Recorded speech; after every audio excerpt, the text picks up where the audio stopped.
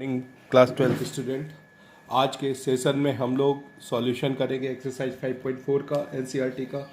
तो इसका first question ले लेते हैं। फर्स्ट क्वेश्चन देखिए क्या है। The first question is we let y equal to the function is e raised x upon sin x. We have to differentiate this. We write down, differentiate both side with respect to x. So dy over dx is equal to d over dx of e raised x upon sin x. Division rule apply करेंगे तो sin x d over dx of e raised x minus e raised x d over dx of sin x upon sin square x. So dy over dx of sin x को ऐसे ही write कर देंगे। e raised x का differentiation e raised x होता है minus e raised x sin x का differentiation cos x होता है अपॉन sin स्क्वायर x। ऐसे भी राइट कर सकते हैं और अगर चाहे आप तो अलग अलग डिवाइड कर दीजिए। सेपरेटली डिवाइड करेंगे e raised x cos x upon sin square x। एक sin x से कैंसिल हो जाएगा, e raised x और sin x को ऊपर लेके जाते हैं तो cosec x minus e raised x cos upon sin cot बन जाएगा और एक sin cosec x हो जाएगा। तो आप चाहें तो e raised x cosec x common ले सकते हैं तो हम लोगों का आंसर हो जाएगा 1 माइनस cot x। ये वैल्यू किसकी आ जाएगी, dy ओवर, ये वैल्यू dy ओवर dx की आ जाएगी। ठीक है, नेक्स्ट सम करेंगे हम इसी एक्सरसाइज का।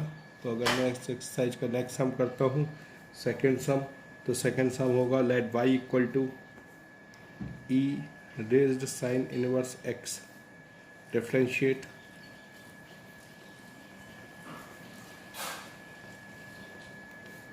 Both side with respect to x. तो dy over dx equal to d over dx of e raised sin inverse x. तो dy over dx equal to e raised x, तो e raised x का e raised x ही होता है। फिर further sin inverse x का differentiation कर देंगे तो e raised x sin inverse x, इसका फर्दर करेंगे तो 1 upon under root 1 minus x square. So our answer is e raised sin inverse x upon under root 1 minus x square. This is the value of dy over dx. ये dy over dx की value.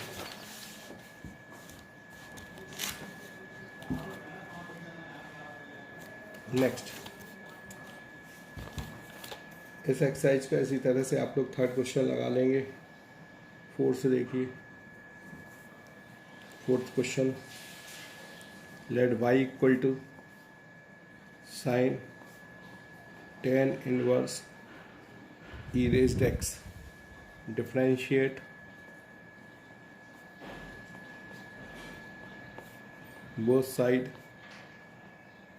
With respect to x. तो dy over dx equal to d over dx of sine tan inverse e raised x dy over dx equal to sine x का differentiation होता है cos tan inverse e raised x। ये भी एक फंक्शन है तो फर्दर डिफरेंशिएशन होगा d over dx of tan inverse e raised x। तो नेक्स्ट स्टेप में cos तो tan inverse e raised x का डिफरेंशिएशन करें 1 upon 1 plus x square d over dx of e raised x cos tan inverse e raised x, ये e raised x का differentiation e raised x upon 1 plus 2x। तो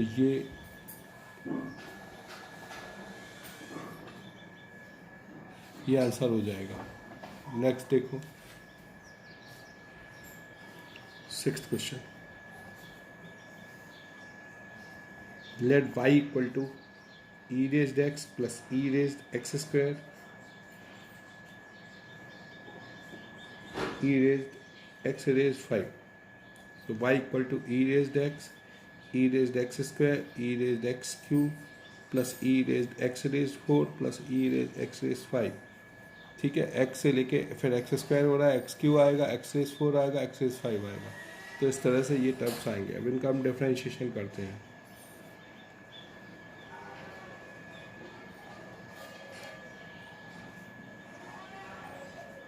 with respect to x, differentiate both sides with respect to x, तो dy over dx equal to d over dx e raised x plus e raised x square plus e raised x cube plus e raised x raised 4 plus e raised x raised 5। तो dy over dx अलग अलग differentiation कर देंगे separately terms का। e raised x square plus d over dx of e raised x cube plus d over dx of e raised x raised 4 plus d over dx of e raised x raised 5। तो e raised x का differentiation e raised x हो जाएगा। e raised x square का differentiation e raised x square, x square का further differentiation करेंगे तो x square का further differentiation हो जाएगा 2x। इसी तरह से e रेज एक्स क्यू का डिफ्रेंशिएशन एक्स क्यू का फर्दर डिफ्रेंशिएशन 3x स्क्वायर। फिर हम लोग करने वाले हैं e रेज एक्स रेज 4 का डिफ्रेंशिएशन, जो कि e रेज एक्स रेज 4 होगा, और e रेज एक्स रेज 4 के बाद x रेज 4 का डिफ्रेंशिएशन 4x क्यू होगा, plus e raise x raise 5 into x raise 5 का करेंगे तो 5x रेज 4। सिंप्लीफाई कर देंगे, then we get the value of dy over dx e raised x plus 2x square e raised x square plus 3x square e raised x cube 4x cube e raised x raised 4 plus 5x raised 4 into e raised x raised 5. This is our required answer.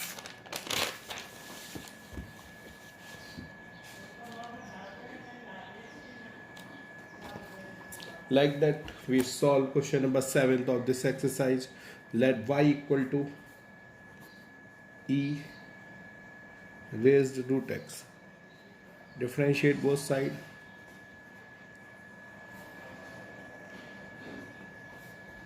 Both sides with respect to x.